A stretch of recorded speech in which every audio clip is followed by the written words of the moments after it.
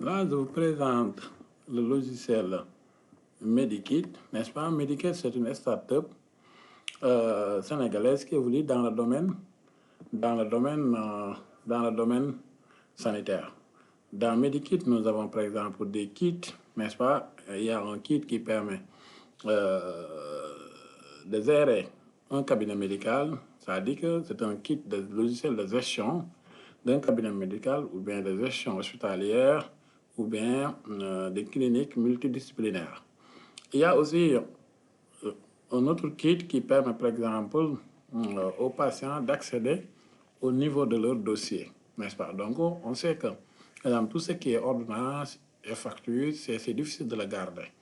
Des fois, les patients perdent leur facture et leur ordonnance. Dans ce cas, les hôpitaux, les structures sanitaires partenaires de Medikit, ou bien qui utilisent notre logiciel, peuvent, par exemple, leurs patients peuvent bénéficier des accès à leurs ordonnances et à leurs factures. Donc là, c'est un autre kit. Il y a ce qu'on appelle kit job et opportunity. Cette kit-là permet, n'est-ce pas, de trouver des médecins, n'est-ce pas, ou bien, par exemple, des professionnels de santé auprès de chez vous. Donc là, ce sont ces ensembles de kits qui existent dans Medikit. Aujourd'hui, nous allons vous présenter le kit de gestion, ce qui est, par exemple, Medikit Gestion. Là, c'est le logiciel carrément. Là, on voit qu'il y a la table de bord, n'est-ce pas? Les menus sont là. Il y a ce qu'on appelle le menu département et services. Dans ce cas, on peut créer ici des départements et les services. Le formulaire qui permet de créer des départements et services est là. Par exemple, on remplit le formulaire et là, on enregistre.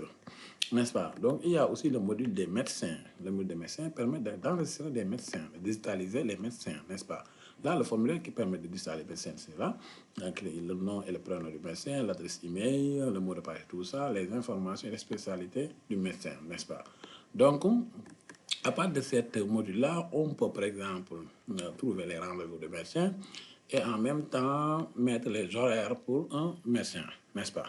Donc, à part ça, il y a ce qu'on appelle la liste des patients, ça veut dire que le module qui permet de créer les patients. Ça veut dire que là, ce sont la liste des patients. Et là, le formulaire qui permet de créer un patient. Donc, le patient est caractérisé par son nom, n'est-ce pas, la nationalité, n'est-ce pas, le téléphone, l'âge, l'assurance ou IPM. Donc là, on peut choisir les assurances et mettre, par exemple, le taux d'assurance, n'est-ce pas. On peut aussi lier, n'est-ce pas, un patient à un département, n'est-ce pas? Et on peut cocher aussi cette module qui permet d'envoyer un SMS pour les rendez-vous, etc. À part ce module-là, il y a un module de consultation. Là, c'est au niveau de consultation. Là, ça, on clique, il y a la liste des consultations. C'est ici, on peut faire toutes les consultations. Toutes les consultations, c'est-à-dire il y a les détails, la partie détail qui permet de voir les détails de consultation, motif de consultation pour le patient. Là, voilà, c'est un motif de consultation, n'est-ce pas, les antécédents, n'est-ce pas, les examens cliniques, les résumés syndromiques, les diagnostics, les examens paracliniques, CAT, ordonnances, etc.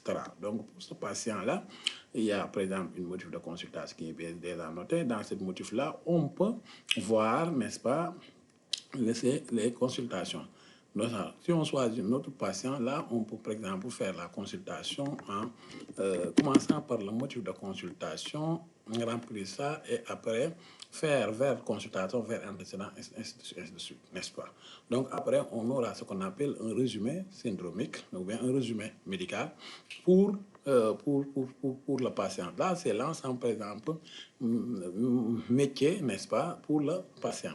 Donc, il y a ce qu'on appelle le module surveillance qui permet de surveiller, par exemple, les tensions, n'est-ce pas, les constantes d'un patient hospitalisé. Il y a le module hospitalisation qui permet de faire l'hospitalisation. Il y a les lits qui sont disponibles, n'est-ce pas, et le patient, n'est-ce pas, qu'on va affecter en lit, n'est-ce pas, et la date début et la date début et la date fin, n'est-ce pas. Donc là, c'est le module d'hospitalisation et consultation. Après ça, il y a le module certificats, les certificats, le module laboratoire, les bulletins, les mots de maternité, pour gérer l'ensemble processus, n'est-ce pas?